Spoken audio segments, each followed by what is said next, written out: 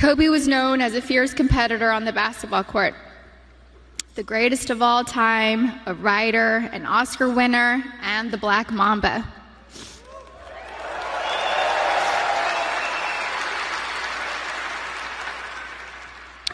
But to me, he was Kobe, my boo-boo, my baby, my papi chulo. I was his Vivi, his principessa, his reina, his queen mamba, and his Visky, Maniski, Fabuliski. I couldn't see him as a celebrity, nor just an incredible basketball player. He was my sweet husband and the beautiful father of our children. He was mine. He was my everything. Kobe and I have been together since I was 17 and a half years old. I was his first girlfriend, his first love, his wife, his best friend, his confidant, and his protector. He was the most amazing husband. Kobe loved me more than I could ever express or put into words. He was the early bird, and I was the night owl. I was fire, and he was ice, and vice versa at times. We balanced each other out. He would do anything for me. I have no idea how I deserved a man that loved and wanted me more than Kobe. He was charismatic, a gentleman. He was loving, adoring, and romantic. He was truly the romantic one in our relationship and looked forward to Valentine's Day and our anniversaries every year. He planned special anniversary trips and a special traditional gift for every year of our marriage. He even handmade my most treasured gifts. He just thought outside the box and was so thoughtful, even while working hard to be the best athlete. He gifted me the actual notebook and the blue dress Rachel McAdams wore in the Notebook movie. When I asked him why he chose the blue dress, he said it was because it's a scene when Allie comes back to Noah. We had hoped to grow old together like the movie. We really had an amazing love story. We loved each other with our whole beings, two perfectly imperfect people, making a beautiful family and raising our sweet and amazing girls. A couple weeks before they passed, Kobe sent me a sweet text and mentioned how he wanted to spend time together. Just the two of us, without our kids, because I'm his best friend first. We never got the chance to do it. We were busy taking care of our girls and just doing our regular, everyday responsibilities. But I'm thankful I have that recent text. It means so much to me. Kobe wanted us to renew our vows. He wanted Natalia to take over his company, and he wanted to travel the world together. We had always talked about how we'd be the fun grandparents to our daughter's children. He would have been the coolest grandpa. Kobe was the MVP of girl dads, or MVD. He never left the toilet seat up. He always told the girls how beautiful and smart they are. He taught them how to be brave and how to keep pushing forward when things get tough.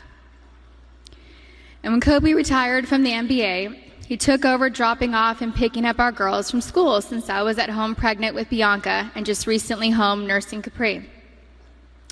When Kobe was still playing, I used to show up an hour early to be the first in line to pick up Natalia and Gianna from school, and I told him he couldn't drop the ball once he took over. He was late one time, and we most definitely let him know that I was never late. So we showed up 1 hour and 20 minutes early after that. He always knew there was room for improvement and wanted to do better. He happily did carpool and enjoyed spending time in the car with our girls. He was a doting father, a father that was hands-on and present. He helped me bathe Bianca and Capri almost every night. He would sing them silly songs in the shower and continue making them laugh and smile as he lathered them in lotion and got them ready for bed. He had magic arms and could put Capri to sleep in only a few minutes. He said he had it down to a science, 8 times up and down our hallway. He loved taking Bianca to Fashion Island and watch her play in the koi pond area, and loved taking her to the park. Their most recent visit to the koi pond was the evening before he and Gigi passed. He shared a love of movies and the breakdown of films with Natalia.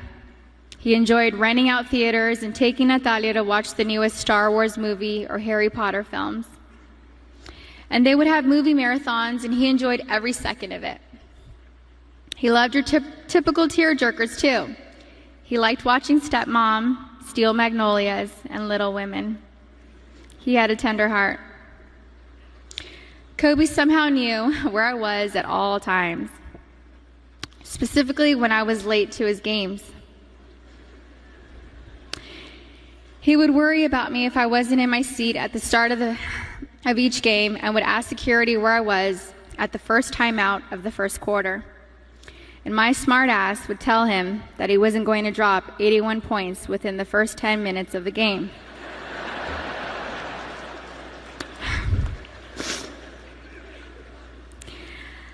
I think anyone with kids understands that sometimes we can't make it out the door on time. And eventually he was used to my tardiness and bawled out. The fact that he could play on an intense professional level and still be concerned by making sure we made it to the game safely was just another example of how family came first to him. He loved being Gianna's basketball coach. He told me he wished he would have convinced Natalia to play basketball so that they could have spent even more time together.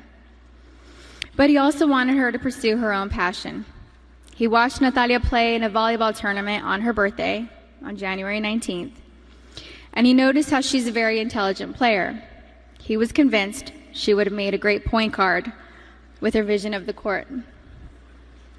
And he told me that he wanted Bianca and Capri to take up basketball when they get older so he could spend just as much time with them as he did with Gigi. And Kobe always told Bianca and Capri that they were going to grow up and play basketball and mix they ass up. Now they won't have their daddy and sister here to teach them, and that is truly a loss I do not understand. But I'm so thankful Kobe heard Coco say, Dada. He isn't going to be here to drop Bianca and Capri off at pre-K or kindergarten. He isn't going to be here to tell me to get a grip V when we have to leave the kindergarten classroom, or show up to our daughter's doctor's visits for my own moral support. He isn't going to be able to walk our girls down the aisle or spin me around on the dance floor while singing PYT to me. But I want my daughters to know and remember the amazing person, husband, and father he was. The kind of man that wanted to teach the future generations to be better and keep them from making his own mistakes. He always liked working and doing projects to improve kids' lives. He taught us all valuable lessons about life and sports through his NBA career, his books, his show Detail, and his Punies podcast series. And we're so thankful he left those lessons and stories behind for us. He was thoughtful and wrote the best love letters and cards, and Gigi had his wonderful ability to express her feelings into paper and make you feel her love through her words. She was thoughtful like him. They were so easy to love. Everyone naturally gravitated towards them. They were funny, happy, silly, and they loved life. They were so full of joy and adventure.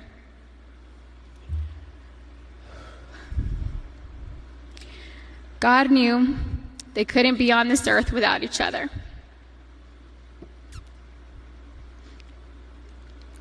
He had to bring them home to heaven together. Babe, you take care of our Gigi. And I got Nani, Bibi, and Coco. We're still the best team. We love and miss you, Boo Boo and Gigi. May you both rest in peace and have fun in heaven until we meet again one day. We love you both and miss you forever and always. Mommy.